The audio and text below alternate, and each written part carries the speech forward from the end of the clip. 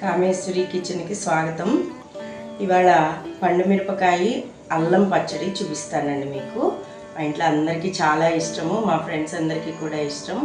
మంచి టేస్ట్ తోటి పండుమిర్చి సీజన్ కదా, అల్లం వేసి మంచి పచ్చడి చూపిస్తా. అన్నంలోకి, టిఫిన్స్లోకి, అన్నింటిలోకి బాగుంటుంది. స్టవ్ వెలిగించుకుని వేసుకోవాలి, డ్రైగా వేయించుకోవాలి.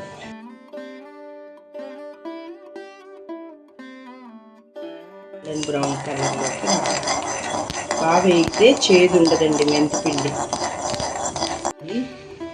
ఇదిగో పండు మిరపకాయలు అన్నీ పచ్చివే, చాలా బాగుంటుంది. అల్లము 2 అంగుళాల అల్లం ఉండాలండి దీనికి, చెక్కు తీయకుండానే. ఇదిగో బెల్లము,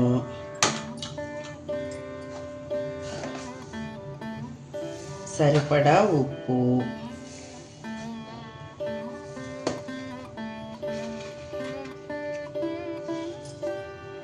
ఇంగువ,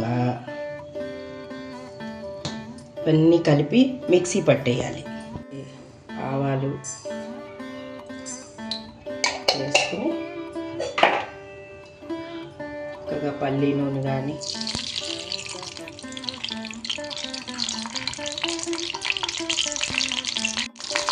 ఈ మిక్సీ వేసుకోవాలి. కానీ అంటే వేయించకుండా అల్లం పచ్చిగానే, తర్వాత మెంతులు మాత్రం డ్రై రోస్టు, బెల్లము, ఉప్పు. ఇదిగో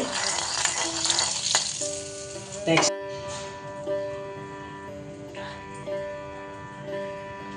ఈ కప్పు పచ్చడికి మీకు 2 నిమ్మకాయలు ఫుల్గా పడతాయండి.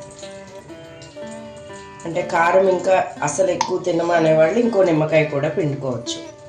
ఉప్పు, బెల్లం, పచ్చి పండ్ల మిర్చి, అల్లము చక్కగా ఇలా కలిపేసుకోవాలి. చూడండి ఎంత బాగా వచ్చింది. దీంట్లోకి చక్కగా ఆవాలు, ఇంగువ, కాచిన నూనె పోసుకోవాలి. Okay, ready. గుమలాడుతున్నాం. గబగబా భోంచేసేయండి. టిఫిన్లలోకి అద్దిరిపోతుంది, అన్నంలోకి బాగుంటుంది, ముద్దపప్పులో నంచుకుంటే బాగుంటుంది. కొత్తిమీరలు, కరివేపాకులు, పుదీనాలు ఏం వేయకండి. దీని టేస్ట్ ఇలాగే తెలియాలంటే ఇలాగే వండుకోవాలి.